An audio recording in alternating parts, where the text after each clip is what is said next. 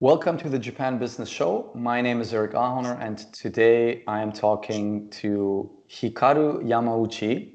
Hikaru is an account manager for Japan at a US IT company, and I'm excited to talk to him about the IT business in general in Japan and his experience in a US American business environment being responsible for Japan. Hikaru, welcome to the show. Hi, Eric. Thanks for having me at your show, and really excited to have a conversation with you. We've been, long friends, and we have so many things that in our, memories together, and looking forward to having a lot of good conversations today. Thanks. Awesome. So just to kick it off, I'm just curious, and I'm sure also the people watching would really like to know more about your background. Why do you have that excellent English, and what has led you to become an account manager at a US IT company? Okay, well, thanks. I've been in the tech company industry for almost 20 years now. After I graduated in university in Japan. First of all, the reason I kind of good and no stress in English is I had a experience living US when I was a kid for almost 4 years, and after I came back to Japan, I still went to attorney school, so I had a lot of chance to still keep my English skills. And after I get graduated, I joined the Silicon Valley-based U.S. IT companies, and I changed a couple of companies, but all the companies I worked for is based in Silicon Valley, Bay Areas, and for 20 years. So a lot of business travels. I use English, tech verbs in daily basis. So yeah, that's why I'm here. So your English level you just obtained during on-the-job training and working for foreign companies, or where does it come from? Where's your proficiency, your high level coming from? I don't think my English level is that high, but I would say better than most of the Japanese are. But yeah, I would say I have, because I think I starting to catch more English, business English in these past, I would say 5 years. The reason is that, my customer in Japan is one of the largest telecommunication providers, and all the executives are fluent in English, so that when I have a conversation between my company's headquarters, based in San Francisco, and my customer, we basically kind of speak in English, right? So that's really had more chance to kind of um, speak English rather than other 15 years I've worked with. Let's see. And coming back to the IT industry, what was your spark of interest in IT in general, or tech? Got it. Yeah.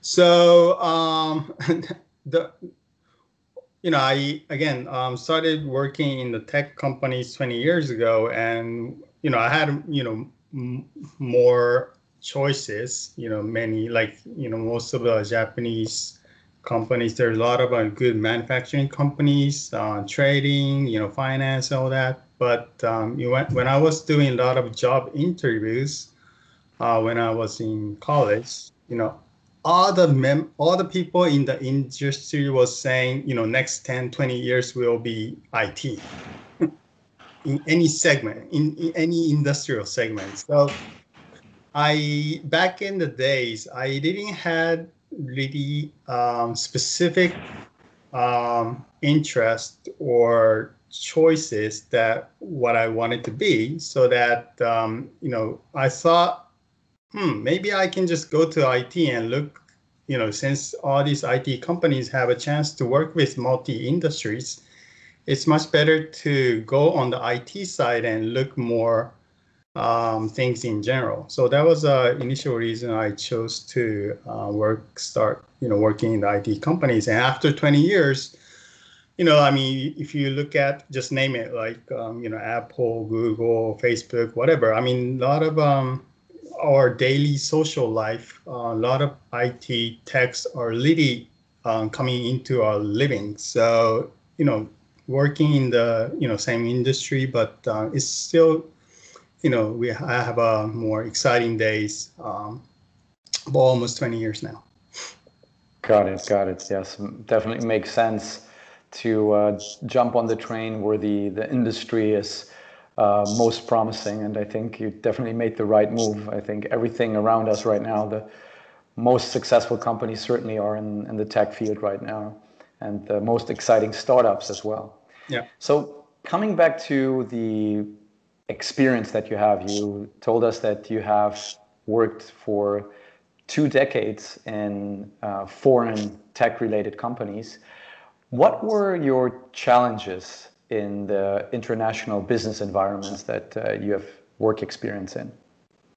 Yeah. So I was kind of thinking back almost like 20 years, and what really struggled me was really maybe like first 3-5 years probably. I mean, I guess like in general, a lot of people, start working, first 3 years, 5 years will be your toughest time to adjust to like business circumstances. And, I'm talking about here in Japan, right? So having all these like, experience I had back in the student days, I'm kind of more open-minded, travel a lot, meet with a lot of people across the globe.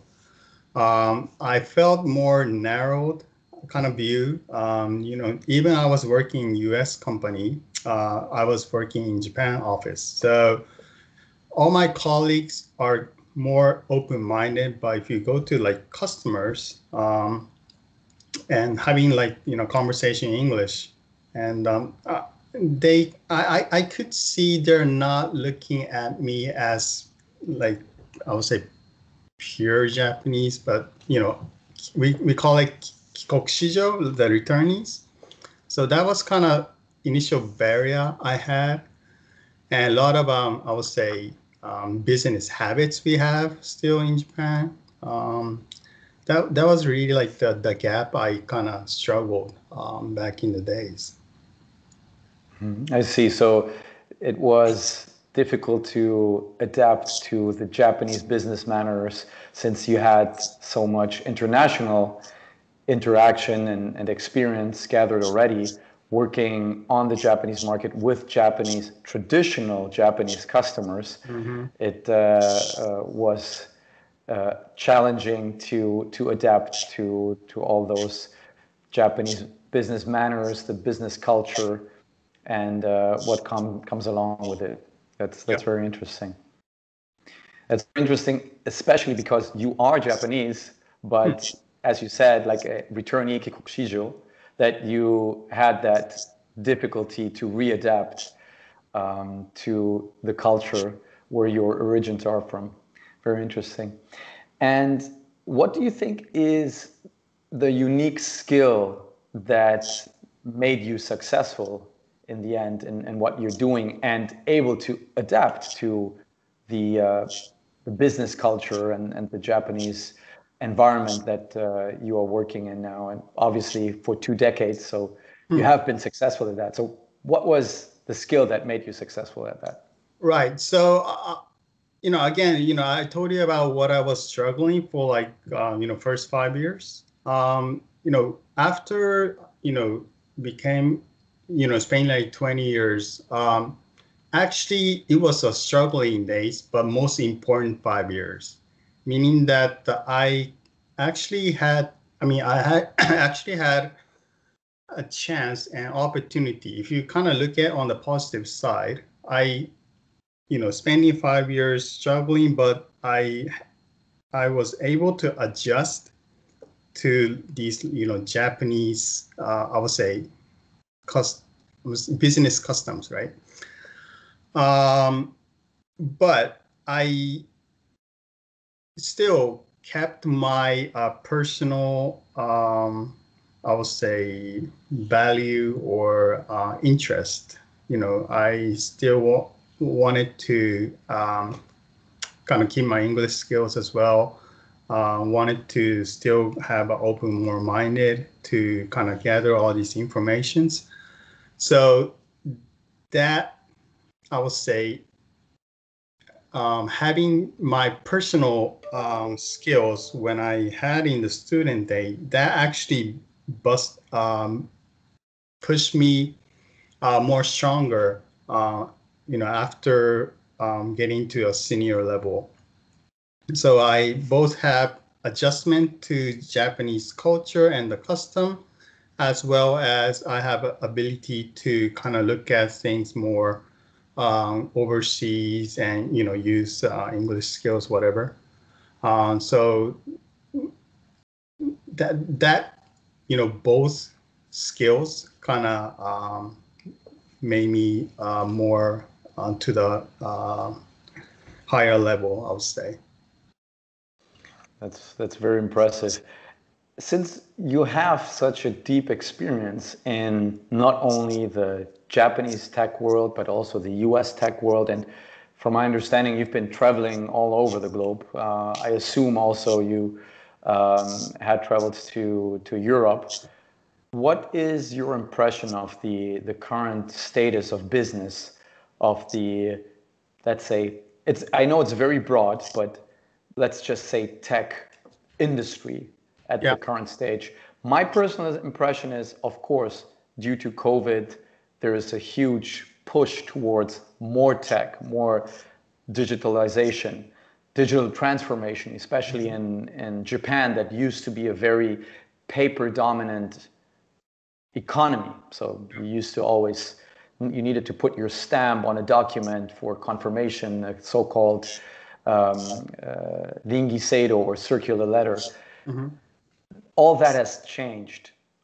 What about the status of the Japanese tech industry right now compared to the US, Europe, and even China, if as far as you know?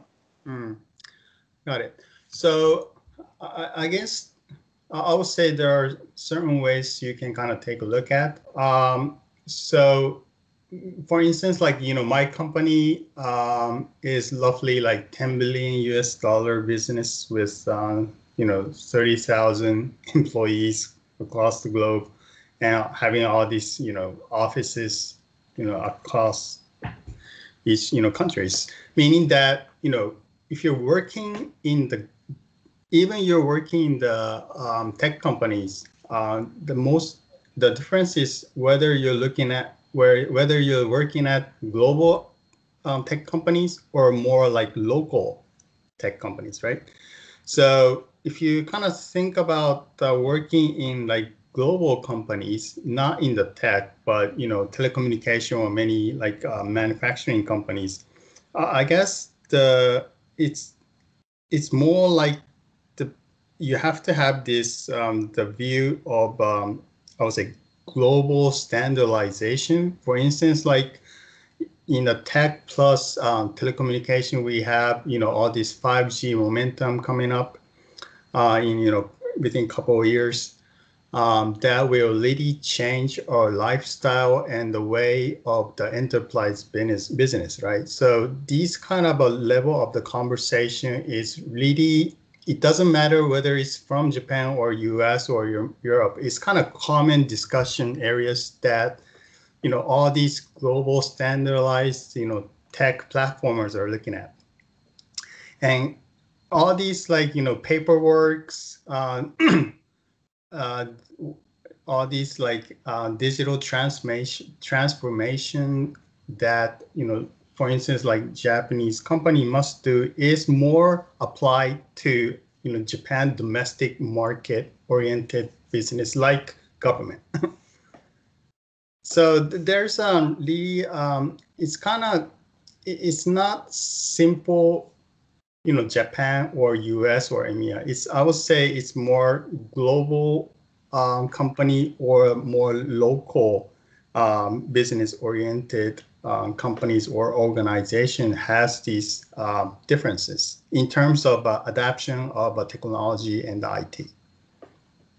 So you would say that the Japanese IT industry did adapt on the same level as IT companies or the IT industries of other countries in terms of the digital transformation and providing the services needed. I'm just talking about let's say, the boom of video conferencing. This has been, by now, from my personal experience, in non-tech companies, has been very difficult for me, for example, to initiate a business connection through a video conference like we are doing right now. But it has become a lot easier. I just give you an example. A lot of trade shows now are either completely virtual or hybrid, at least hybrid. Yeah. So they offer the option that you can connect, you set up an appointment with a company you want to talk to, and you do a quick introduction, a 15, 20-minute video call to understand what the company is offering and if that is something that my client is looking for or a business relationship. And that has become a lot easier. In the past, it was a lot about sending an email, getting an introduction, then at some stage going to Japan, actually meeting face to face, drinking green tea together, having a beer in the evening. The process was a lot longer. So it has become a lot easier for me to access and get in touch with potential business partners for my clients in Japan.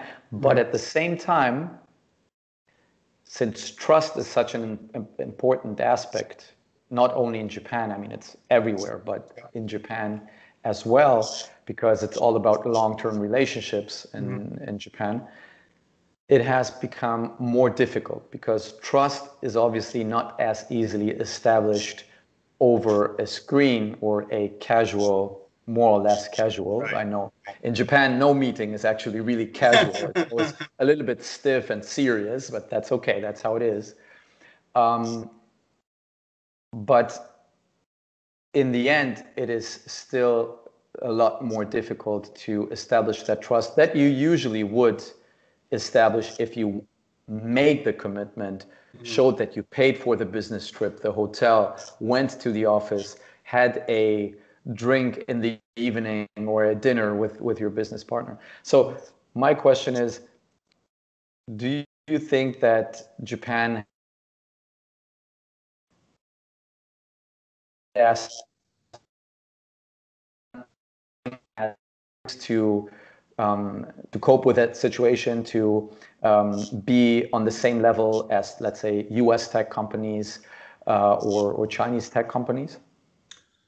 Well, actually, it's a good question. Definitely, this COVID was a, good chance for, all the Japanese to kind of adapt to, let's say, remote meetings or,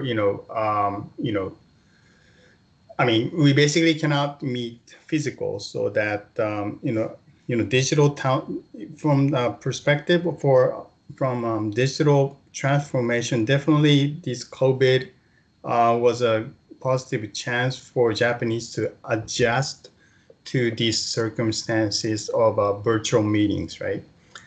However, after,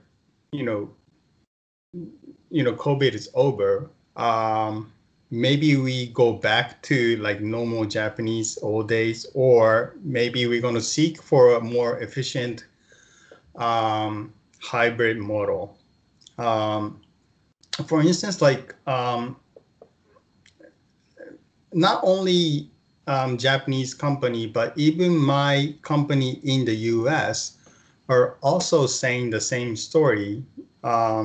which is kind of interesting, is that we have a big campus in San Francisco, but my company is also rethinking how to utilize these physical offices, right? We've been managing the business and the company for almost 1 year, and my headquarter campus is shut down for like a year, so that and we have business growing with a double digit in this within this 1 year. So hey, what's the meaning of having an office, right? So my company is kind of starting to think like the office or meeting physical is not simple meeting, but more collaborative work rather than simple meetings, right? So I would say I'm expecting like Japan in also is that maybe we can kind of do simple meeting or conversation on the phone or like using Skype or Zoom, but meeting physical in a meaningful way. That's really like I would say hybrid model I would expect to see in later 2021 or next year. And since my customer is also from telecommunication provider, they're also thinking the same way. So we'll see, but I'm definitely confident that this COVID was a really positive chance for Japanese to consume more practical and efficient way to have business conversation. Yeah, I hope this answered to your question. Yes, absolutely. I fully agree. So you were mentioning that your company is located in Silicon Valley, and you've traveled to Silicon Valley many times. Whenever I hear that term Silicon Valley, obviously it is the mecca for tech companies, but also for startups in general. So everybody talks about the startup ecosystem in the Valley. What do you think about the startup ecosystem in Japan? Is there something like Silicon Valley? Is there a startup ecosystem? I would say see less. Comparing to Silicon Valley, I think like what's successful in Silicon Valley is that you have Stanford University, venture capitalists, and also experienced, tech management, or companies, right? So these three is really kind of close by and support and create new technology or venture startups, right? I would say in Japan is not well tightened together compared to what these guys in Silicon Valley do. That's my view. But I hear some big venture capitalists are open up the office in Japan. So this kind of investment trend hopefully will change Japan market to burst and grow more ventures, startups, and like new business models as well as here in Japan. But I see more or less connection between the university and the venture capitalists and like I would say mega big name companies being successful in Japan. Talking about venture capital in general, venture capital always sounds if I'm European, so venture capital sounds kind of risky, and it is. It is actually risk capital, right? Just another word for it, venture capital. is there, you were just mentioning that there isn't the interconnection between universities and tech management and venture capital in Japan. Is that maybe a reason why there isn't that such a strong interconnectiveness? Because Japan is usually, from my experience, rather risk averse in terms of capital investments. Is that a reason, or is there actually venture capital only that it's not as obvious as in the United States? Definitely I would say mentality difference is, I would say, also different from probably the US and Japan. Japanese, I mean, more, I would say, even like younger generation, we see more conservative approach. They want to join the, big name companies, or even they want to, work in the government, or, if you see the rank of the new hire want to join the company, it's all the big names, right? But if you kind of look at, I mean, this is my view, but maybe this might be wrong, but a lot of top talent doesn't necessarily go to big companies. Like, this is my view. They want to, like, I want to create their own business. That difference of the mentalities, I see totally different. But, within these maybe 10 years, 20 years, I see more younger generations starting to take that same approach. But what is missing is that, all these like tech companies, venture is good at growing the business and make it to global market, the path to the global market. But in Japan, it's still, I mean, I see a lot of small companies, but there's no, I would say, supporter to take these venture into global market as a path. So that's really like the business, I mean, difference that I see and what is missing in Japan right now. Very interesting. Yes, I fully agree. And I think also what you touched on in terms of high talent or top talent that graduates from the top university in Japan, they are rather interested in a career in, let's say, the top 5 trading companies: Mitsubishi, Mitsui, Sumitomo, Itochu, Marubeni, or maybe automotive industry, or any kind of big name where they feel safe and they get also the social validation.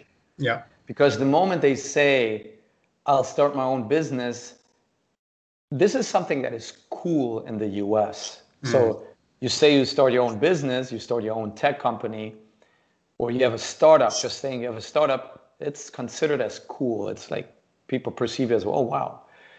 In Japan, it's like people will like raise an eyebrow and ask, like, who do you actually think like you will be successful? That's very risky. Yeah. You think about your family. What do your parents say?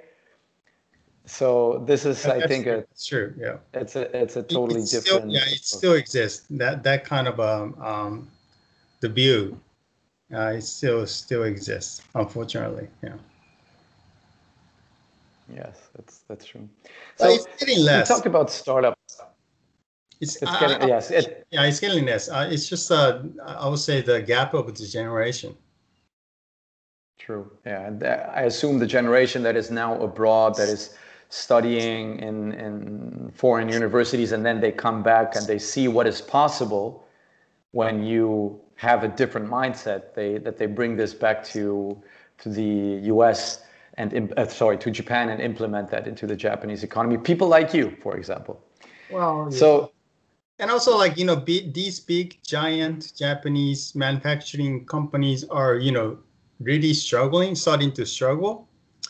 And, a lot of mergers. So I guess, my parents' generation is starting to understand that the risk of, I mean, working in the big name company doesn't necessarily going to be safe. Oh, very good. So you're mentioning that even the older generation is starting to understand that Yes. a big name doesn't necessarily mean a lifetime employment because of the economic situation. Okay, very interesting. Now, we talked about startups in general. Now, what about the big tech companies? What is your vision, or what do you think will happen in the next 5 to 10 years? I know it's a difficult question, but what will it be? Will Google dominate all of us? They already know better than we do what we want, not only now, but 1 year from now. They can already partially predict based on your user profile what you will want in 1 year, or what you will want to buy, or what kind of insurance you will need, what health issues you might have, et cetera, et cetera. And then we have Apple, obviously, we have Facebook. What do you think in your opinion? It can be a very personal opinion. Okay. I mean, Yeah. if I would knew like 10 years, I mean 5 years, 10 years, I would do the investments. So I mean, this is my personal view, right?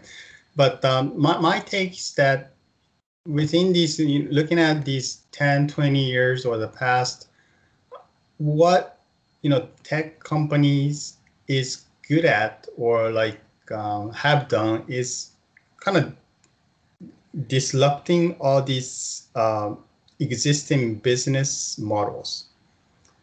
Seeing that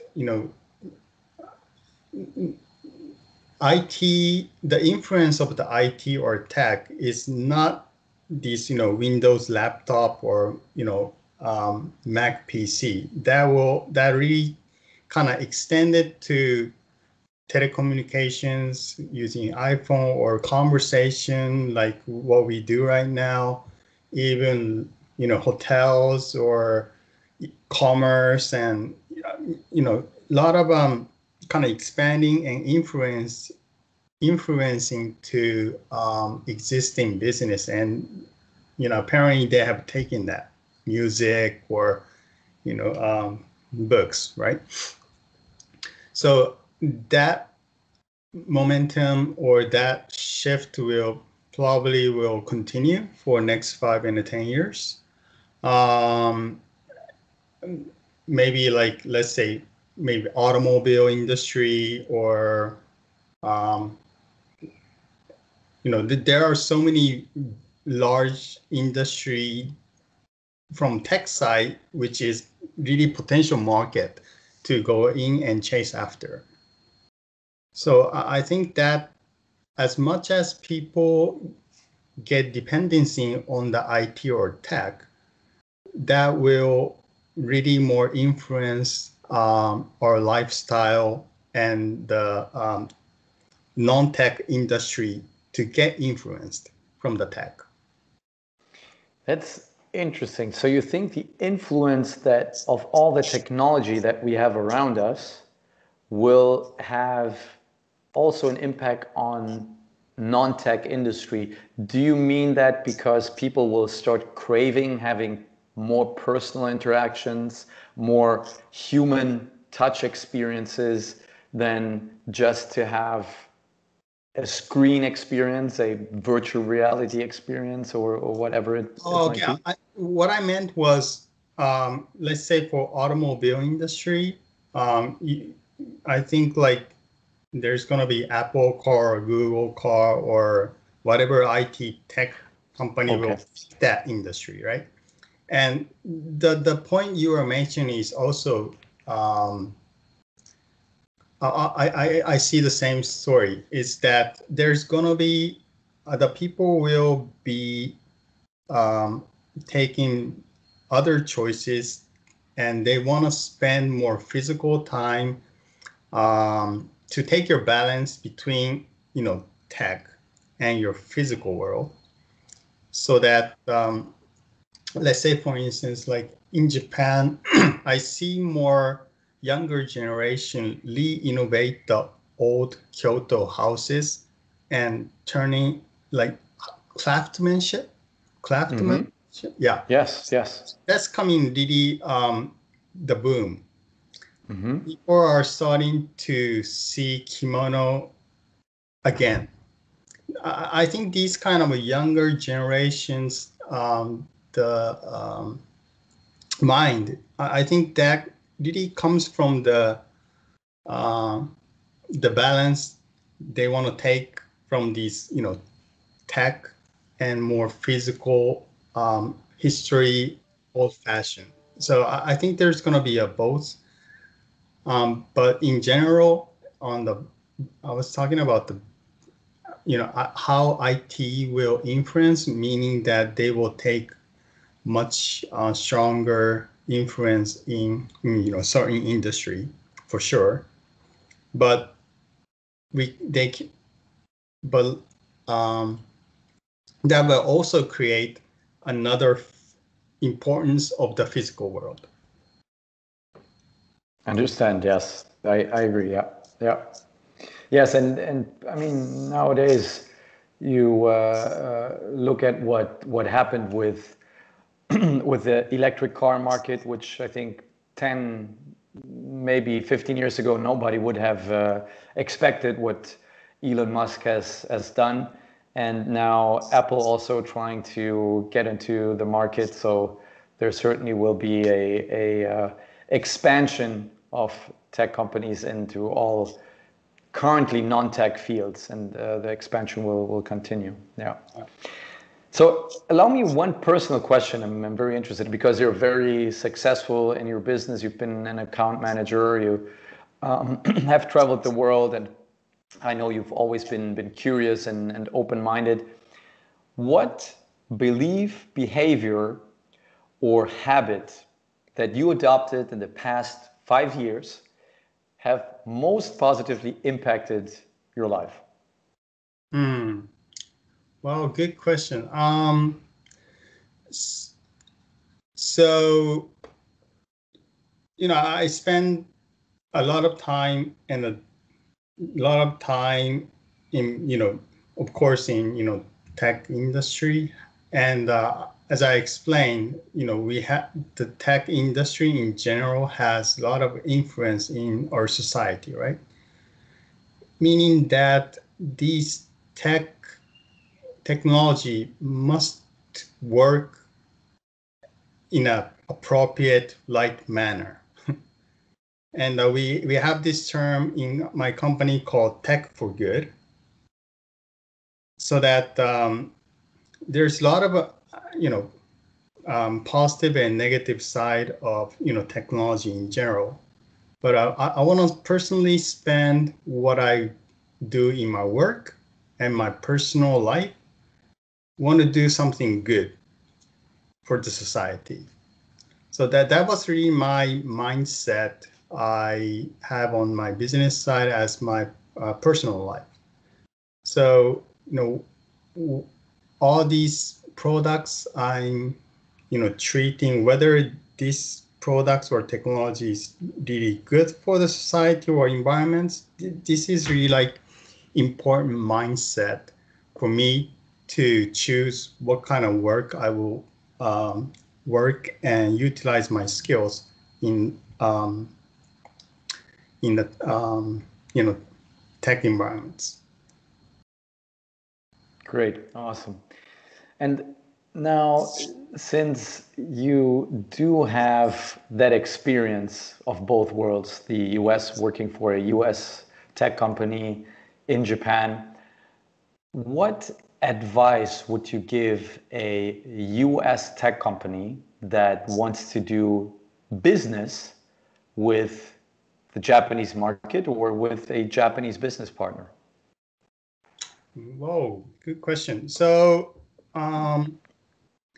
I would say compared to US market, I would say Japan is, there's a lot of still a lot of big space for US based IT company to create a business in Japan market. But it's going to be a different approach, meaning that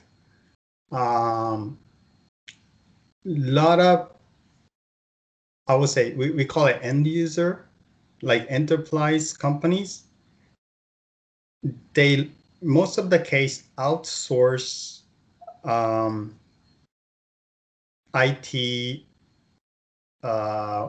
work to local SI partners, and a lot of dependency on local SI partners, so that when US or global company want to kind of go into Japan market, they sometimes tend to go to end user, but actually it's not appropriate approach.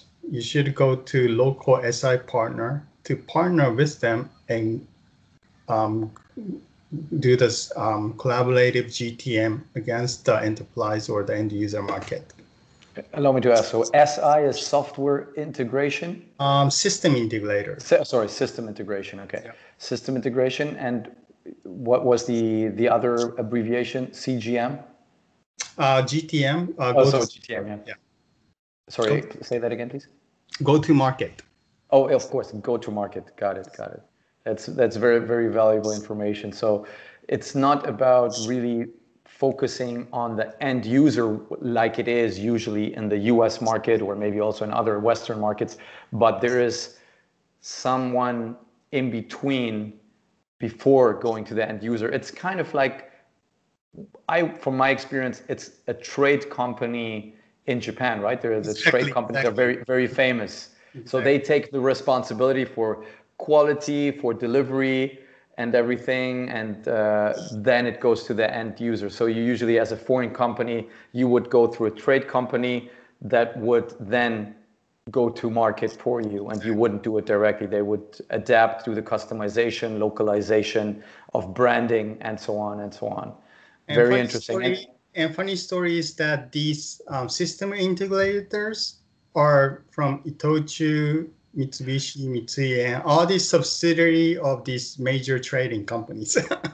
So it is a cultural business model. They realized, oh, there is the IT industry. We have to do something. We have to be an intermediary.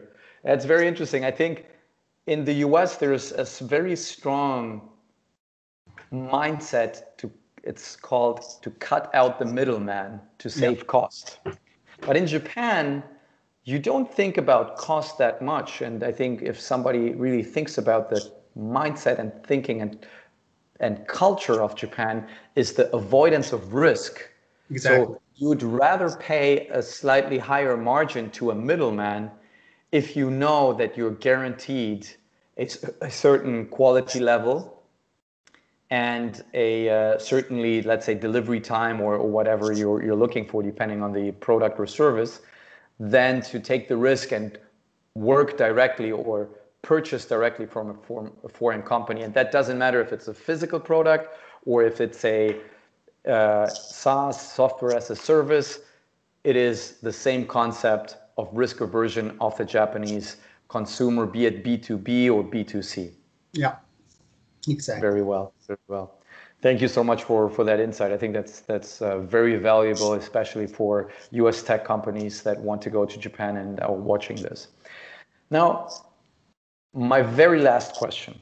Okay. And it's kind of like going full circle back to the very beginning, where you talked a bit about what challenges you had when you started actually working as an account manager with Japan, and the different business culture and the different requirements that you found in the market doing business with Japanese clients. If there was one thing in Japan that you could change, let's say you had a magic wand and you can change one thing in Japan about the business that you are working in, what would that be?